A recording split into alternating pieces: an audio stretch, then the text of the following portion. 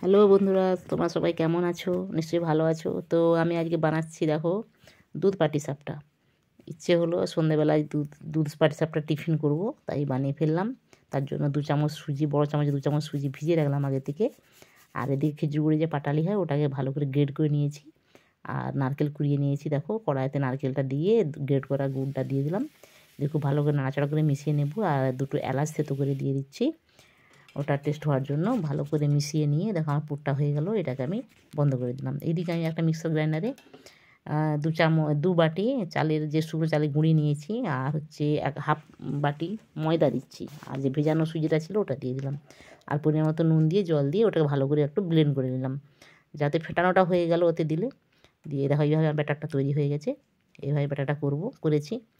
আর তাওয়া বসিয়ে দিয়েছি গরম করে, তেল বুলিয়ে নিয়ে দু হাতা করে দিয়ে ওটা গোল করে নিলাম, চাড়িয়ে নিলাম ব্যাটারটা দিয়ে। এবারে দেখো আমার এই নারকেলের পুরটা ছিল ওটা একটু উপর থেকে যখন টেনে এসছে, সাদা হয়ে গেছে উপর দিকটা, রঙটা চেঞ্জ হয়ে যাবে, তখন এবারে পুরটা দিয়ে এভাবে ভাঁজ করে পাট করে নিচ্ছি। দেখো করে আমার তুলে নিলাম। এইভাবে আমি সব পাটিসাপটাটা ভেজে নেব, তৈরি করে নেব। তো বন্ধুরা, তোমরা কে কোথা থেকে কিছু কমেন্টে জানিও।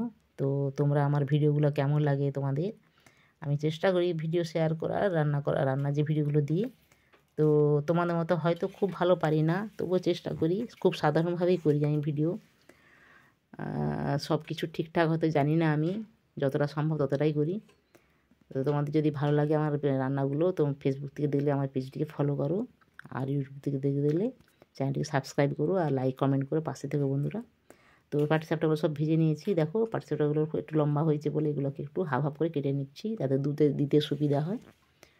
আর দেখো 500 গ্রাম দুধ ফোটানো ছিল, ওটা কড়াই ঢেলে দিলাম। দিয়ে একটু হালকা গরম করে আমুল দুধটা দিয়ে দিতে হবে। আমুল দুধ এমন একটা জিনিস, একটু বেশি গরমে দিয়ে দিলেই এটা আর গুলানো যাবে না, ডালা ডালা হয়ে যায়। তাই জন্য হালকা গরমে দিতে হয়। দিয়ে খুব ভালো করে গুলিয়ে নিয়ে মিশিয়ে নিয়েছি। নিয়ে এবারে পরিমাণ মতো চিনি দিলাম, আর 2টো এলাচ আরও থেতো করে দিয়ে দিলাম। দিয়ে দুটো যখন ফুটে উঠবে, ওই পাটিসাপটাগুলো খুব আস্তে আস্তে আলতো হাতে দিয়ে দিতে হবে। এটা খুব নরম জিনিস পাটিসাপটা, ভাঁজ করা আছে যেহেতু, ওগুলো খুলে যেতে পারে, ভেঙে যেতে পারে, সেই জন্য খুব আলতো হাতে একটু নেড়ে দিলাম। দিয়ে এবার আস্তে আস্তে ওটা একটু ফুটে উঠলো 2 মিনিট। 2 মিনিট ফুটে ওঠার পরে, বেশি ফোটানোর দরকার নেই আর, দিয়ে বন্ধ করে আমি চাপা দিয়ে দিলাম কিছুক্ষণের জন্য। তো চাপাটা খুলে দেখো আমার পাটিসাপটা নামিয়ে নিচ্ছি।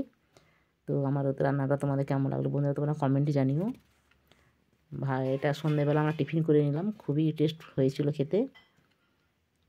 বন্ধুরা এইভাবে করে বাড়িতে খুব সামান্য উপকরণে একটু নারকেল থাকলে, একটু দুধ থাকলেই তৈরি হয়ে যায়। তো তোমাদের কেমন লাগলো বন্ধুরা, কমেন্টে জানিও। এখন রাখছি, এটা বন্ধুরা, টাটা।